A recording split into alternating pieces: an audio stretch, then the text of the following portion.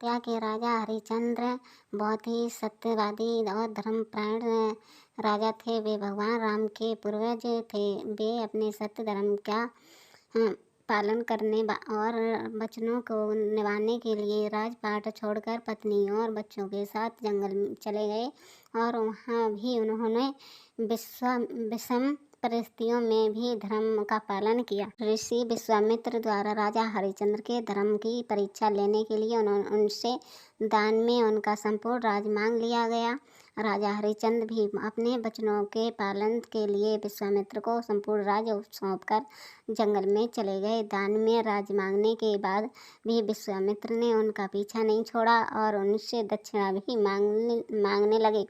इस पर राजा हरिश्चंद्र ने अपनी पत्नी बच्चों सहित स्वयं को बेचने का निश्चय किया और वे काशी चले गए, जहां अपनी बच्चों को एक ब्राह्मण को बेचा और स्वयं चंडाल के यहाँ बेचकर मुन्न की दक्षिणा पूरी की। हरिश्चंद्र शमशान में कर वसूली का काम करने लगे। इसी बीच पुत्र रोहित की सर्पदंश से मौत हो गई। पत्नी शमशान पहुंची है, जहाँ कर चुकाने के लिए उसके पास एक फूटी कौड़ी भी नहीं थी। राजा हरिश्चंद्र अपने धर्म पालन करते हुए कर की मांग करते हैं। इस विषम परिस्थितियों में भी राजा का धर्म पथ नहीं डगमगाया। विश्वामित्र अपनी अंतिम चाल चलते हुए हरिश्चंद्र की पत्नी को डायन का आरोप लगाकर उससे मरवाने के लिए राजा हरिश्चंद्र को काम सौंपते हैं। पर राजा हरिश्चंद्र आंखों पर पट्टी बांधकर जैसे ही वार करते हैं, स्वयं सत्यदेव प्रकट होकर उससे बचाते हैं। वही विश्वामित्र भी राजा हरिश्चंद्र के सत्यपालन धर्म प्रसन्न होकर सारा साम्राज्य वापस कर देते हैं। राजा हरिश्चंद्र के सत्य पालन धर्म से प्रसन्न होकर राजा साम्राज्य वापस कर देते हैं। राजा हरिश्चंद्र के शासन में जनता सभी प्रकार से सुखी और शांतिपूर्ण थी। यथा राजा तथा प्रजा।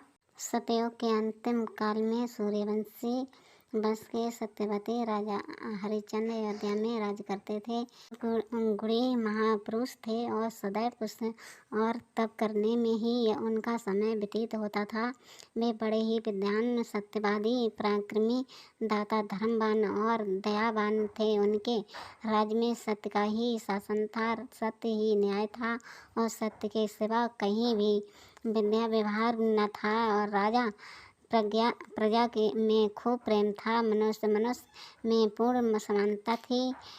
उस धर्म राज्य में कोई मनुष्य किसी से बढ़कर सुख सुविधाते नहीं चाहता था। सत्यवादी राजा हरिश्चंद्र के राज्य में न्याय का तराजू सबके लिए बराबर था। उनकी सती साध्वी महारानी शौचा कुछ स्थानों पर इन्हें तारामती से नाम से भी जाना गया भी धर्म, सत्य और न्याय के प्रति वैसा ही अनुराग रखती थी। राजा रानी सब तरह सुखी थे, पर उन्हें कोई संतान न होने से उनका सुख संताप में परिवर्तित हो जाता था। महर्षि वशिष्ठ उनके कुलगुरु थे और उन्होंने राजा से गुरुदेव की उपासना करने के लिए कहा। राजा ने वैसा ही किया। बड़गुरु की कृपा से महारानी सभ्या को रोहित नाम का एक पुत्र उत्पन्न हुआ, पर इसमें शर्त यह थी कि बड़गुरु देव की दृष्टि के लिए राजा उस पुत्र की बलि चढ़ाए। पुत्र मोह से राजा वैसा न कर सके, इसलिए वरुण के कोप से राजा को जालोदर रोग हो गया। राजकुमार रोहित अपने पिता के कष्ट दूर करने के लिए अपनी बलि देने को तैयार हो गया, पर वशिष्ठ ने अपनी मुक्ति से रोहित को बचाया। वह इस तरह की एक ब्राह्मण को 100 गायों देकर उसका लड़का खरीद लिया। उस ब्राह्मण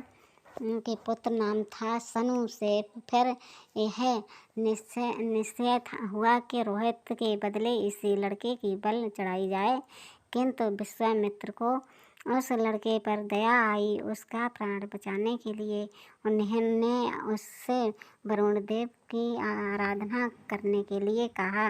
लड़के की आराधना से बड़गुरु प्रसन्न हुए। उन्होंने उसका बलिदान लिए बिना ही हरिश्चंद्र का रोग दूर कर दिया। महाराज हरिश्चंद्र चक्रवर्ती नरेश थे।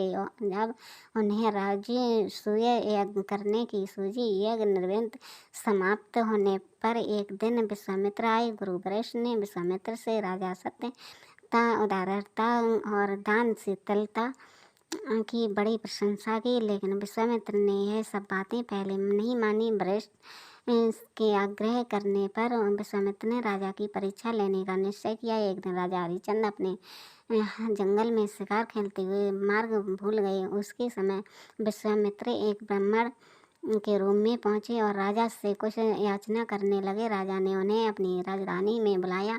अचानक एक दिन विश्वामित्र दरबार में उपस्थित हुए और बोले, राजन, यदि आप मुझसे अभिलाषित वस्तु दे सकते हैं तो अपना राज्य और सर्व सुख संपन्न के आने पर राजा हरिश्चंद्र ने उन्हें धन दे दिया। कहा, भगवान अपनी स्त्री और पुत्र को बेचकर यह धन पाया है, इससे लीजिए और मुझे शरीर से मुक्त कीजिए। पर विश्वामित्र इससे संतुष्ट न हुए। उन्होंने कहा कि मुझे एक महान यज्ञ करना है, जिसके लिए यह धन तो बहुत कम है। अंत में विश्वामित्र के बहुत आग्रह करने पर हरिश्चंद्र को स्वयं ही एक डोस में के साथ बिकना पड़ा। जो धन मिला वह उन्होंने प्रसन्न होकर विश्वामित्र को दे दिया। देवताओं ने राजा की बड़ी प्रशंसा की। हरिश्चंद्र जब चंडाल की दक्षता करने लगे, यह शमशान में रहकर